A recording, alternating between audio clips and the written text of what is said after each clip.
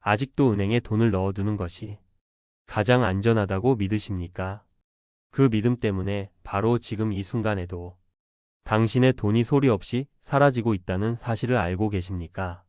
잠시 후 30년간 성실하게 모은 퇴직금 3억 원을 은행에 넣어두고 안심했던 한 평범한 가장이 어떻게 3년 만에 절망에 빠지게 되었는지 그 가슴 아픈 이야기를 들려드릴 겁니다. 그가 놓친 단 한 가지는 과연 무엇이었을까요? 우리가 이야기할 분의 이름은 김진섭 씨입니다. 한 직장에서 30년간 청춘을 바쳐 일하고 얼마 전 명예롭게 퇴직했습니다. 그의 손에는 퇴직금과 평생 모은 저축을 합친 3억 원이라는 소중한 돈이 들려 있었죠. 김진섭 씨의 계획은 많은 분들이 생각하는 것과 똑같았습니다. 원금만큼은 절대 잃지 말자. 주거래 은행 정기예금과 퇴직연금 계좌에 있는 원리금 보장 상품에 그대로 두면 이자로 생활비에 보태 쓸 수 있겠지. 그는 통장에 찍힌 숫자를 보며 든든함을 느꼈습니다. 하지만 3년 뒤 그 든든함은 서서히 불안감으로 바뀌기 시작했습니다. 은행 이자는 세금을 떼고 나니 1년에 500만 원도 채 되지 않았습니다. 한 달에 약 40만 원. 그런데 그 사이 세상은 너무나도 변해버렸습니다. 동네 마트의 장바구니 물가는 겁이 날 정도로 올랐고 가끔 가는 병원비는 부담스러워졌으며 명절에 찾아오는 손주들 용돈 챙겨주기도 벅찼습니다. 김진섭 씨가 어리석었던 걸까요? 아닙니다. 최근 한 통계에 따르면 김진섭 씨처럼 퇴직연금 DC형 적립금의 무려 78.5%를 원리금 보장형 상품에 넣어둔 분들이 대다수였습니다. 물가가 5% 넘게 치솟던 시절에 연 23%대 이자를 받으며 안심했던 수많은 우리 이웃들이 사실은 모두 조용히 자산 가치를 잃고 있었던 것입니다. 많은 분들이 명목금리라는 숫자의 함정에 빠집니다. 은행이 연 2% 이자를 준다고 하면 내 돈이 2% 불어난다고 단순하게 생각합니다. 하지만 진짜 우리가 봐야 할 것은 바로 실질금리입니다. 한 경제 교육 자료에서는 아주 쉽게 설명합니다. 은행 이자인 명목금리가 1.5%인데 물가 상승률이 2%라면 당신의 실질금리는 마이너스 0.5%가 됩니다. 내 돈의 실제 구매력이 오히려 0.5% 줄어들었다는 충격적인 진실입니다. 이러한 저금리 상황이 단순히 시장의 흐름 때문만은 아닐 수도 있습니다. 한 경제 방송에서는 금융당국이 가계부채와 같은 문제를 우려해 은행들에게 예금금리 인하를 유도하는 보이지 않는 손길이 작용하고 있다는 분석을 내놓기도 했습니다. 즉, 지금의 이 답답한 저금리 기조가 생각보다 훨씬 오래 지속될 수 있다는 강력한 신호입니다. 그렇다면 평범한 우리가 은행 통장만 바라보며 한숨 쉬고 있을 때 현명한 자산가들은 어디로 눈을 돌리고 있었을까요?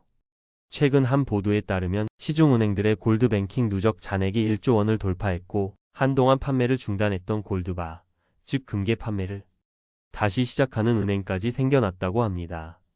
이것은 일부 부자들의 특별한 이야기가 아닙니다. 전문가들은 화폐의 가치가 불안정해질수록 실물 자산인 금의 가치는 더욱 빛날 수 있다며 자산의 일부를 금에 배분할 것을 추천하고 있습니다. 그들은 돈의 가치가 떨어지는 것을 막아줄 안전판을 본능적으로 찾고 있는 것입니다. 지금 우리 은퇴자 앞에는 두 명의 무서운 저격수가 숨어 있습니다. 첫 번째 저격수의 이름은 인플레이션, 바로 물가 상승입니다. 이 저격수는 우리가 애써 모아둔 종잣돈의 가치를 소리 없이 갉아먹습니다. 그리고 더 무서운 두 번째 저격수가 있습니다. 그 이름은 장수 리스크입니다. 의학의 발달로 평균 수명은 계속 늘어나면서 우리가 준비한 노후 자금을 써야 할 시간은 예상보다 훨씬 길어졌습니다. 은행 예금에만 모든 돈을 묶어두는 것은 이 두 명의 저격수가 총구를 겨누고 있는데도 아무런 방패 없이 허허벌판에 가만히 서 있는 것과 같습니다. 돈의 가치는 계속 떨어지는데 돈을 써야 할 시간은 계속 늘어나는 최악의 상황에 스스로를 밀어넣고 있는 셈입니다. 여러분이라면 이 상황에서 어떤 선택을 하시겠습니까? 자, 지금까지 우리는 답답하고 암울한 현실을 들여다봤습니다. 하지만 여기서 좌절하라고 이 말씀을 드리는 것이 절대 아닙니다. 지금부터가 진짜 중요합니다. 문제를 정확히 알았으니 이제 우리는 해결책을 찾아 나설 것입니다. 가장 먼저 오늘 당장 당신의 퇴직연금 계좌, DC형이나 IRP 계좌에 접속해서 내 돈이 지금 어떤 상품으로 운용되고 있는지 확인해 보십시오. 혹시 원리금 보장형이라는 이름 아래 100% 잠자고 있지는 않으신가요? 바로 그곳이 물가 상승에 내 자산이 녹아내리고 있는 78%의 함정일 가능성이 매우 높습니다. 안전을 위해 선택했던 그 결정이 역설적으로 당신의 노후를 위험하게 만들고 있었던 것입니다. 이제 생각을 바꿔야 합니다. 원금을 지키는 것을 넘어 자산의 가치를 지키는 것으로 목표를 수정해야 합니다. 내 소중한 돈을 구출하기 위한 구체적인 첫걸음을 알려드리겠습니다. 거창하지 않습니다. 오늘 당장 실천할 수 있는 것들입니다. 첫째, 앞서 말씀드린 대로 본인의 퇴직연금 계좌 현황을 확인하는 것입니다. 이것이 모든 변화의 시작입니다. 내 돈이 어디서 어떻게 잠자고 있는지 알아야 깨울 수 있습니다. 둘째, 디폴트 옵션, 우리말로 사전지 정운용제도라는 것을 적극적으로 알아보십시오. 이름이 조금 어렵지만 쉽게 말해 내가 일일이 신경 쓰지 않아도 전문가들이 알아서 자산을 배분하고 굴려주는 제도입니다. 어떻게 투자할지 막막하게 느끼는 분들을 위해 나라에서 만든 제도로 최소한 아무것도 하지 않고 방치하는 것보다는 훨씬 나은 결과를 기대할 수 있습니다. 셋째, 너무 겁내지 마시고 아주 조금씩만 변화를 시작해 보십시오. 예를 들어 원리금 보장 상품 비중을 100%에서 70%나 80% 정도로 낮추고 남은 20에서 30%를 성장형 자산에 배분하는 겁니다.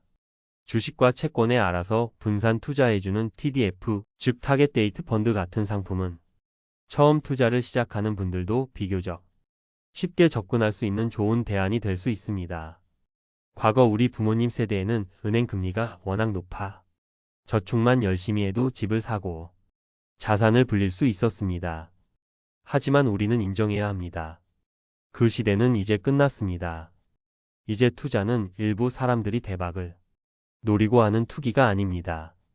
무서운 속도로 오르는 물가 상승률을 이기고 내 자산의 진짜 가치를 지켜내기 위한 우리 모두의 생존 전략이 되었습니다.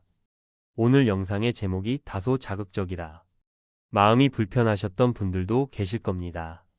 하지만 누군가를 바보라고 비난하려는 의도는 결코 아니었습니다. 다만 우리 집 마당에 불이 나기 시작했는데 괜찮겠지 하며 안방에 앉아 계신 분들께 지금은 위험하다고 어서 빠져나와야 한다고 간절하게 외치고 싶었을 뿐입니다. 은행에만 돈을 넣어두는 것이 더 이상 성실함의 상징이 아닌 시대입니다. 변화된 세상의 규칙을 똑바로 이해하고 내 소중한 땀과 시간을 지키기 위해 직접 행동에 나서는 것이야말로 이 시대를 살아가는 진짜 현명한 어른의 모습일 겁니다. 오늘 당장 당신의 통장 속에서 잠자고 있는 돈을 깨우십시오. 그 작은 관심과 실천 하나가 당신의 10년, 20년 뒤 노후를 완전히 바꿀 수 있습니다. 오늘 이야기가 당신의 마음에 작은 울림을 주었다면, 그리고 비슷한 고민을 하고 계신 분이 있다면 댓글을 통해 여러분의 소중한 생각을 나눠주시길 바랍니다. 여러분의 이야기가 다른 누군가에게는 큰 용기와 지혜가 될 수 있습니다. 그리고 저희 채널이 전하는 이야기에 계속 귀 기울이고 싶으시다면 구독과 좋아요, 알림 설정으로 응원해 주십시오. 더 깊이 있고 진솔한 이야기로 다시 찾아뵙겠습니다. 감사합니다.